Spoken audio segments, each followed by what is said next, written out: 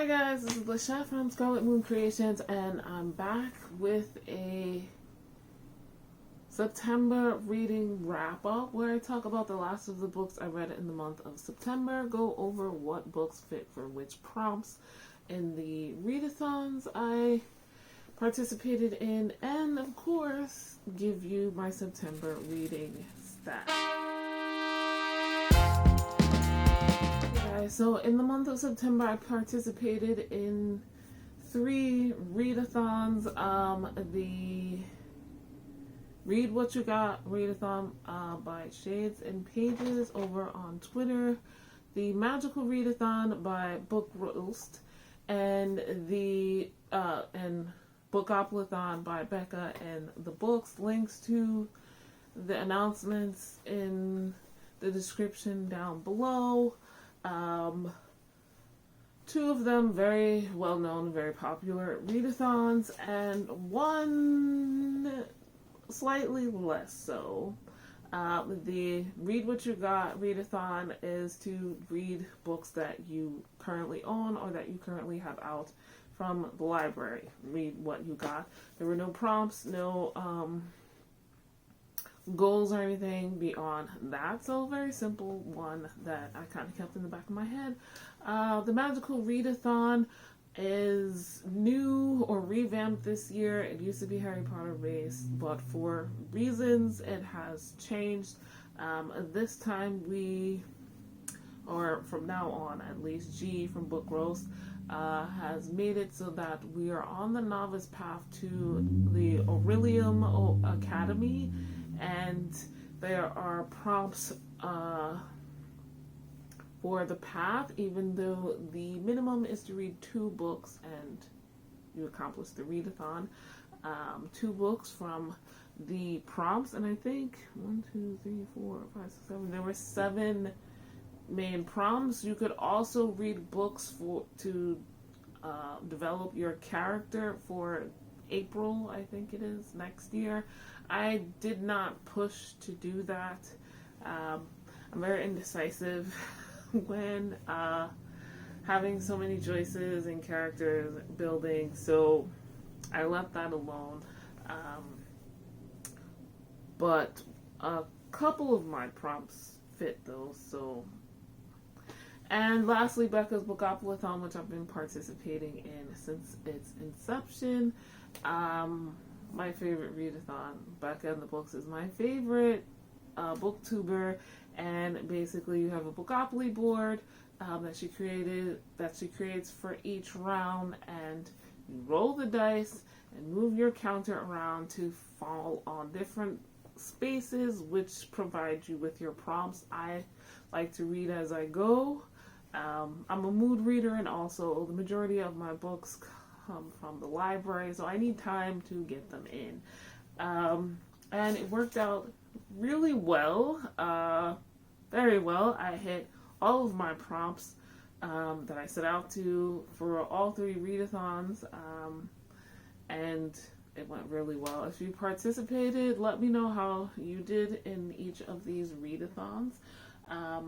I will go over all the books I read for each prompt at the end of this video, but now we're going to start off with my September reading stats. So let's get into that.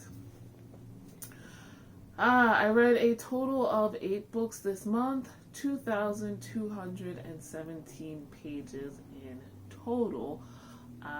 No audiobooks, so no hours listened. My average rating was 3.69, however. Not a great reading month, but not a bad one. I didn't really dislike anything. That's the... I did not acquire any new books this month. No, that's not true. I acquired 1 book this month, and I took out 5 library books. New to me library books, not necessarily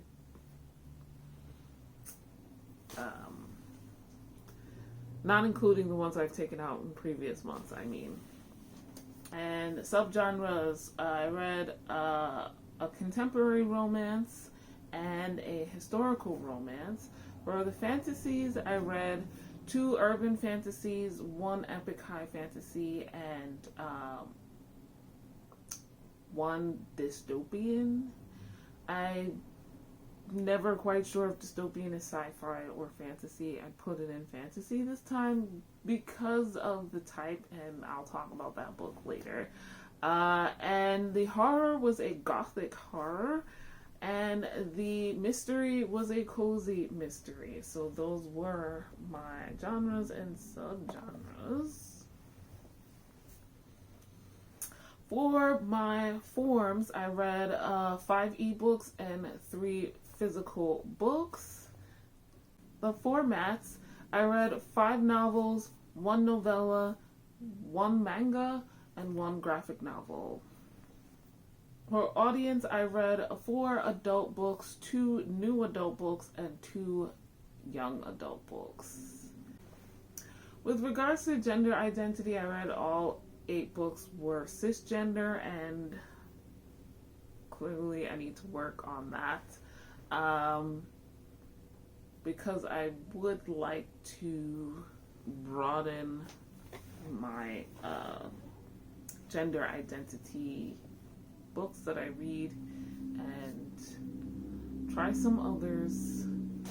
Racial identity, I read 1 book with an Asian main character, 1 book with a black main character, 4 books with white main characters, and 1 book with a mixed main character or mixed main characters.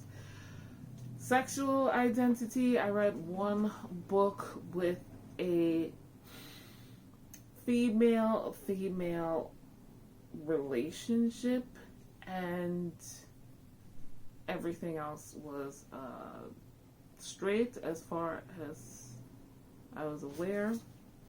Now, regarding the authors, I read 5 books from new to me authors and 3 from not new to me authors. So this is, I think, the most new authors I've read in a month this year so far, and liking it.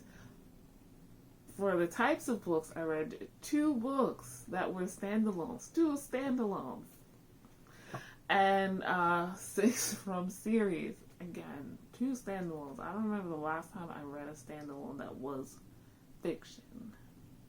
And last but not least, my ratings. I read 4 books, 4 4-star reads, 3 3.5-star reads, and 1 3-star read. So, not bad. Not amazing.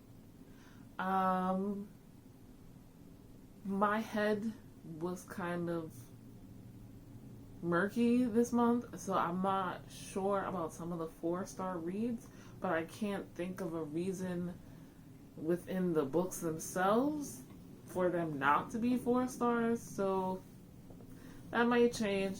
But this is just me sharing because I like stats. This is not like, oh, the stats are written in stone and will last forever.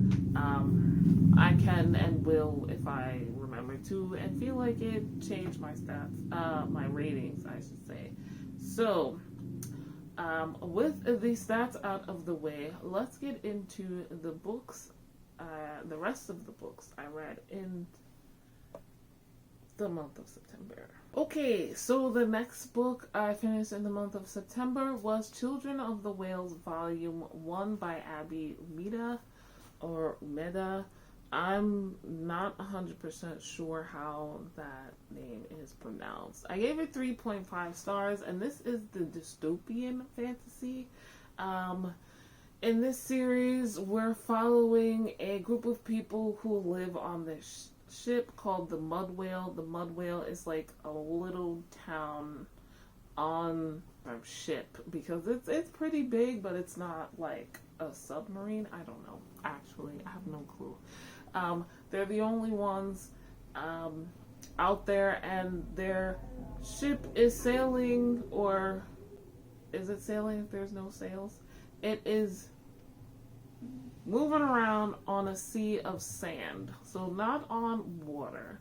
And basically some of the people, most of the people on this ship, they've never seen another person not on their ship before.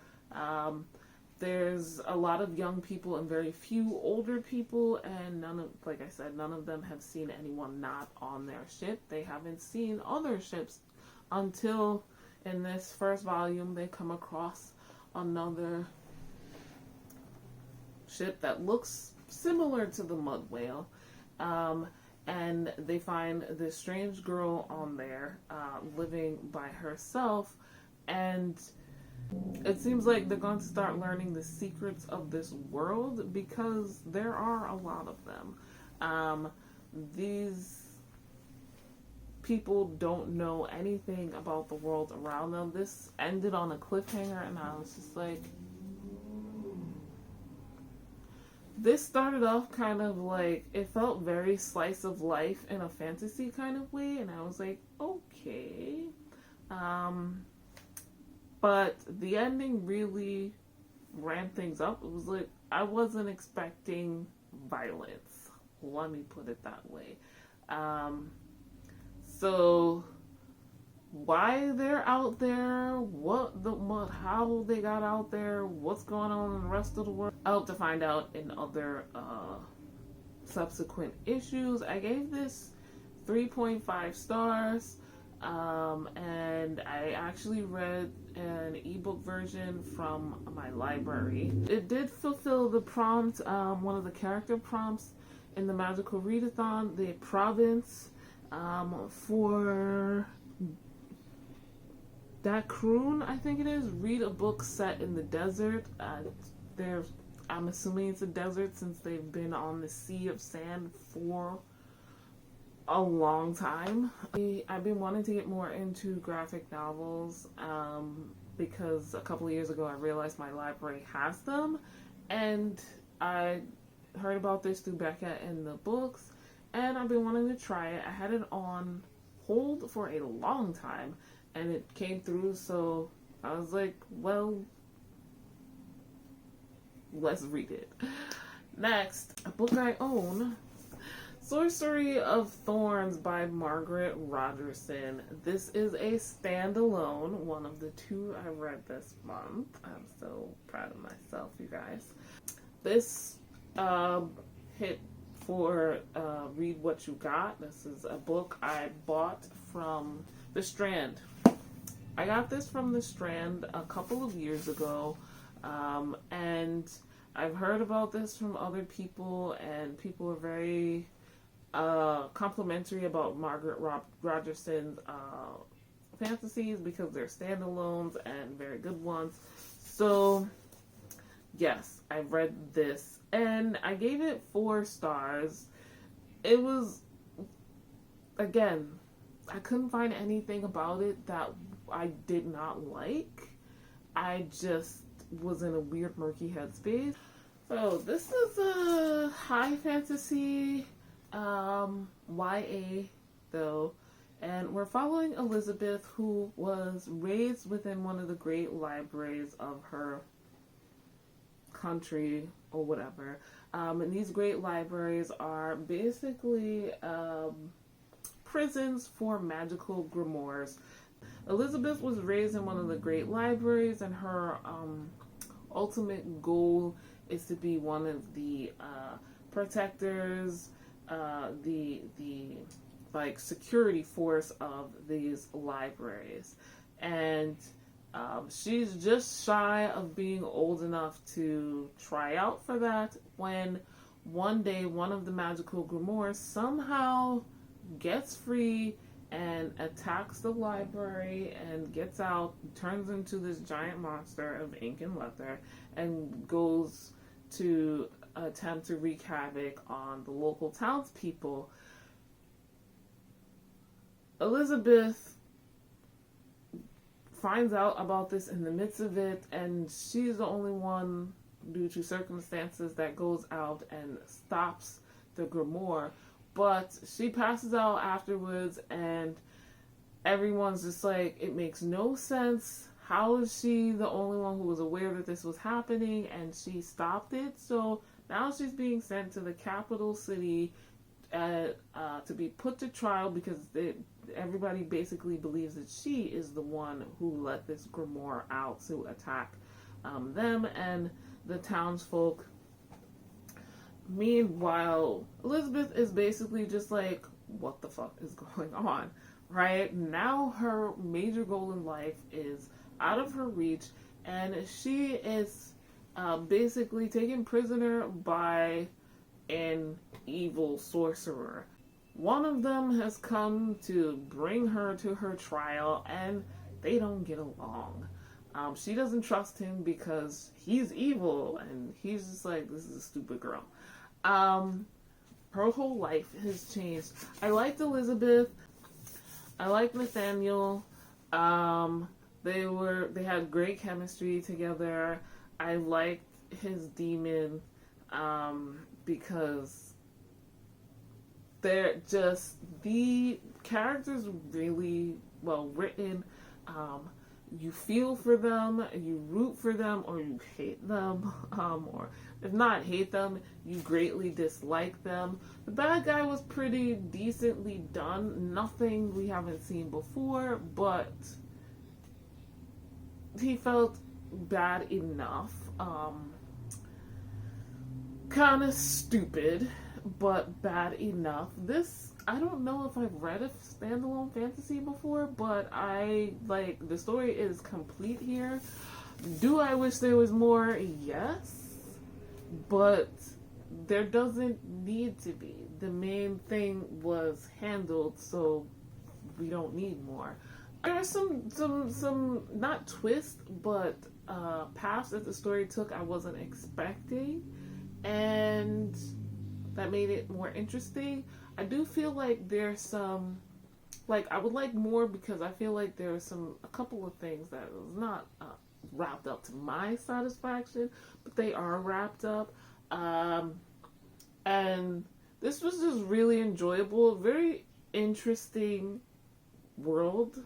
The first prompt in the Magical Readathon was the novice path to read a book with a map, and here's a map. A standalone that's not too long, that won't take over the rest of my month to read. And for Becca's Bookoplathon, this was roll number 5. I had picked up Community Shelf, and the card I got for that was a Readathon pick. So 2 other readathons this fit for. This was the only book I think that fit for all 3 readathons, so I'm very grateful to finally have read this. I've had this sitting here for 3 years, and I'm never doing that again. BookTube is giving me bad habits. And the last book I finished in the month of September was Goldie, Vance, Volume 3. This is a graphic novel by Hope Larson, illustrated by Jackie Ball, Noah Hayes, and Brittany Williams. So I started this series 2 years ago. I don't think the e-versions were available. I started this physically, and I picked this up to fill a prompt. This is the YA cozy mystery that I read this month, and this is with the female-female relationship. Goldie Vance is a young black girl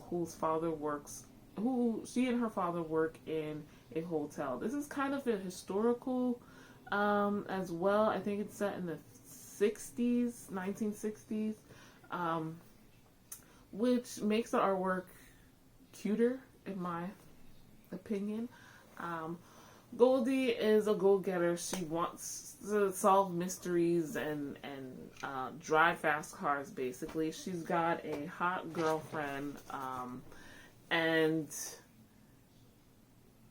it's very cool. But the premise of basically the first volume is her and her dad work at this hotel, and one day that while the hotel is hosting these expensive jewels, they go missing.